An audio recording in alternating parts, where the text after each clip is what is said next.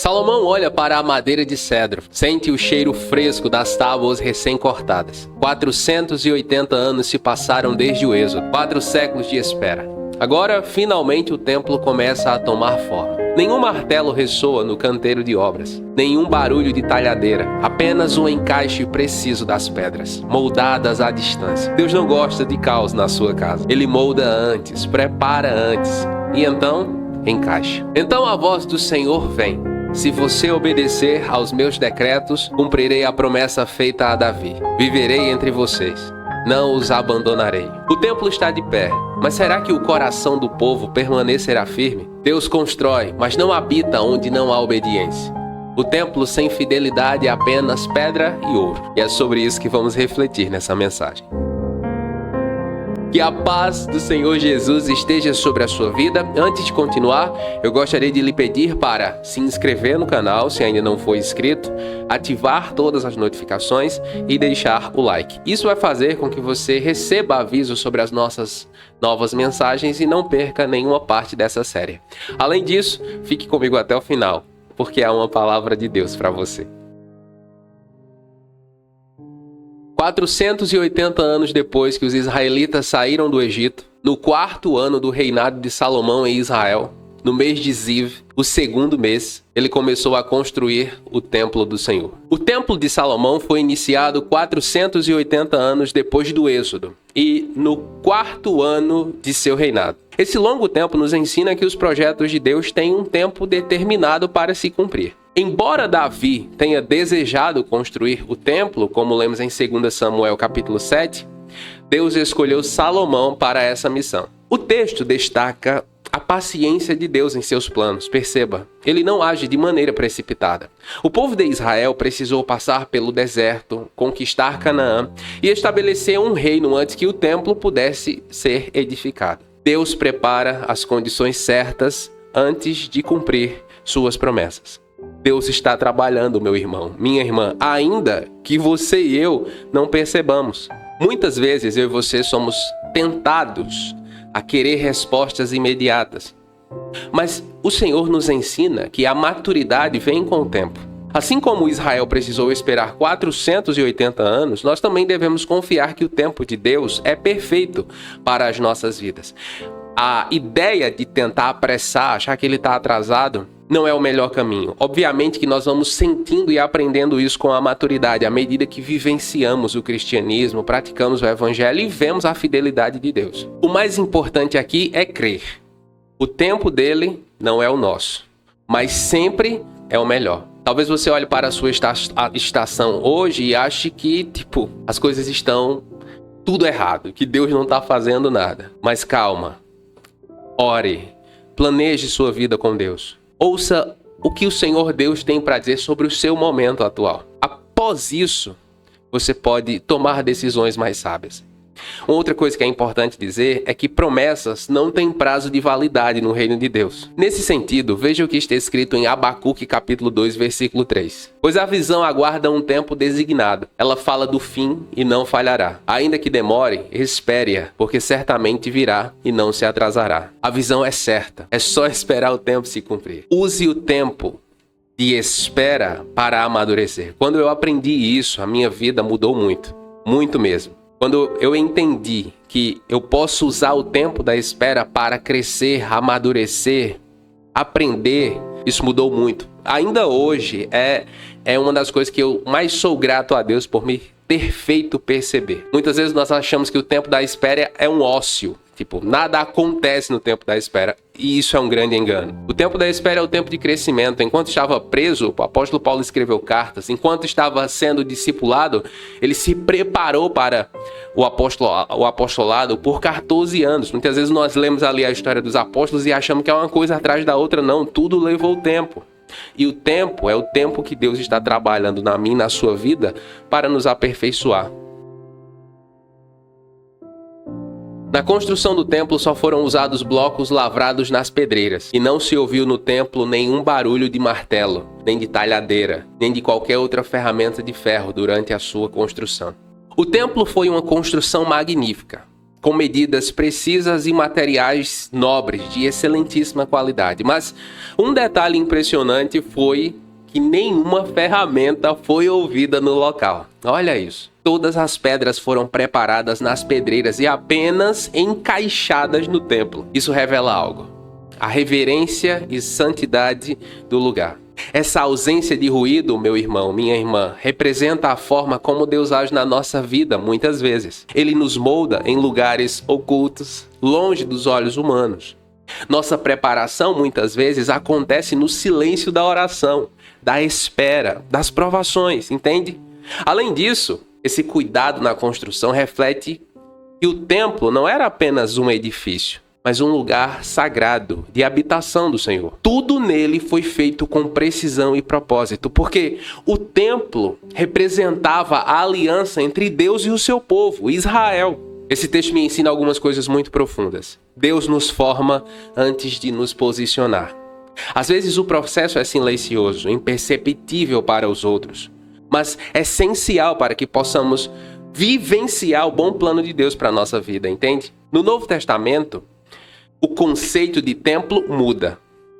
Deus não habita mais em edifícios feitos por mãos humanas, mas nos corações dos crentes. Nesse sentido, veja o que está escrito em 1 Pedro capítulo 2, versículo 5. Vocês também estão sendo utilizados como pedras vivas na edificação de uma casa espiritual, para serem sacerdócio santo, oferecendo sacrifícios espirituais aceitáveis a Deus por meio de Jesus Cristo. Assim como as pedras do Templo de Salomão foram preparadas antes de serem colocadas na construção, nós, como pedras vivas, estamos sendo preparados para fazer parte da boa obra de Deus, como nos diz o texto de 1 Pedro 2,5. Deus continua moldando o seu povo antes de nos encaixar na sua boa vontade, no seu bom plano, no seu bom propósito para a nossa vida. O problema muitas vezes é que nós queremos pular essa etapa, nós queremos a evidência, nós queremos os resultados rápidos, nós não queremos o lugar da intimidade.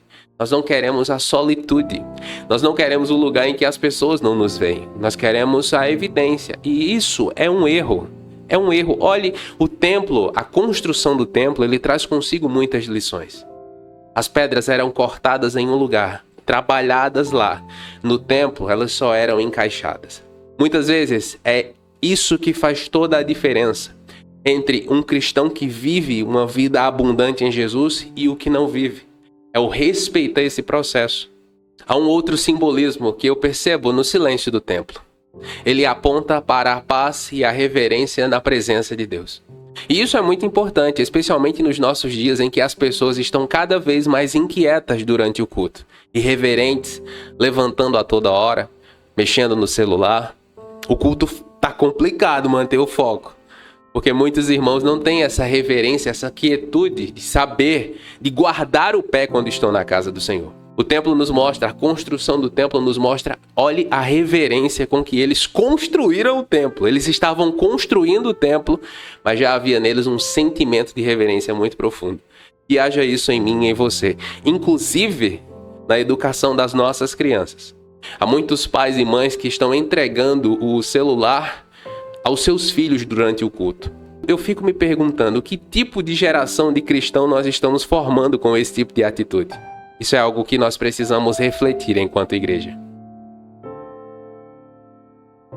Quanto a este templo que você está construindo, se você seguir os meus decretos, executar os meus juízos e obedecer a todos os meus mandamentos, cumprirei por meio de você a promessa que fiz ao seu pai Davi.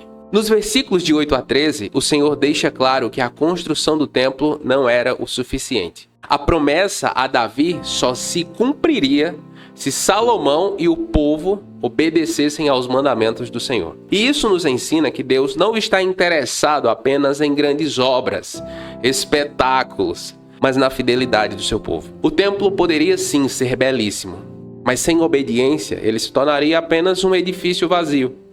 No Novo Testamento, vemos que Jesus traz um significado mais profundo ao templo. Ele mesmo é o verdadeiro templo. Vejam o que o Senhor Jesus fala sobre isso em João capítulo 2, versículos de 19 a 21. Jesus disse: "Destruam este templo e eu o reconstruirei em 3 dias."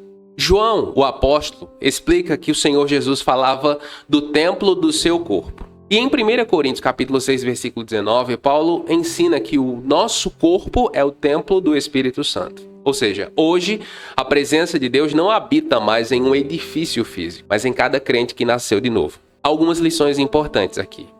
Deus não quer apenas construções, mas corações obedientes. Muitas vezes o foco das igrejas está no espetáculo, no ambiente lindo, enfim, no desejo da excelência, muitas vezes. Todavia, nós precisamos tomar o cuidado do equilíbrio, da intenção real. Veja o que diz o texto. Quanto a este templo que você está construindo, se você seguir os meus decretos, cumprirei por meio de você a promessa que fiz a Davi. O mais importante para Deus não era a excelência material do templo, mas a atitude de coração do líder e do povo. A vivência das promessas se dá mediante a obediência. Em Mateus capítulo 7, versículo 21, o Senhor Jesus deixa muito claro: nem todo aquele que me diz Senhor, Senhor, entrará no reino dos céus, mas apenas aquele que faz a vontade de meu Pai que está nos céus. Ou seja, a obediência é incondicional. Quem anda no caminho da obediência desfruta de uma vida abundante em Jesus. É a colheita do crente, é a colheita do fiel. Ele crê, obedece e colhe a bênção do Senhor Deus, uma vida abundante em Jesus. Esse é um princípio que vem desde o Antigo Testamento e se perpetua ao longo do Novo. Infelizmente hoje muitos cristãos acham que isso mudou, mas não mudou. Continua, o princípio é o mesmo. Quer viver uma vida profunda e abundante em Jesus? Faça do reino a sua prioridade. Medite na sua palavra de dia e de noite e procure vivenciá-la. Isso vai abrir as portas do céu sobre a sua vida. Vamos orar? Pai Santo, diante da Tua palavra nos rendemos em temor e gratidão. Assim como moldaste as pedras do templo antes de encaixá-las, molda-nos em Teu amor e graça. Trabalha em nós no silêncio, preparando-nos para cumprir Teus propósitos. Senhor, ensina-nos a obedecer. Sabemos que não basta construir, precisamos permanecer firmes na fidelidade. Que nossos corações sejam templos vivos, onde Sua presença habita, onde Sua vontade é cumprida. Não queremos apenas palavras, queremos vidas rendidas ao Teu chamado. Ajuda-nos a esperar o Teu tempo, confiando que Tu cumpres cada promessa. Que não sejamos apenas ouvintes, mas praticantes da Tua verdade. Que sejamos edificados em Cristo, a verdadeira rocha, para que não nos desviemos da Tua vontade. Habita em nós, Senhor. Não nos deixe cair na frieza de um templo sem vida. Que sejamos morada santa para a Tua glória. Em nome de Jesus nós oramos crendo. Amém. O Jesus e a Bíblia é mantido também com a sua ajuda, por isso considere ser um membro do canal ou envie a sua oferta usando o Pix que aparece na tela.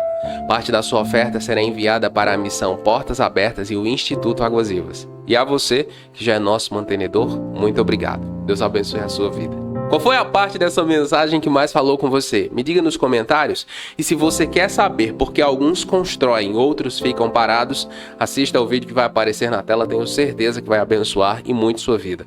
Nos comentários, faça o seu pedido de oração e nós estaremos orando com você. E se você ficou comigo até aqui, escreva aí nos comentários. Primeiro, Deus molda. E eu vou saber que você ficou comigo até o final. Eu oro para que o Senhor abençoe a sua vida e até a próxima.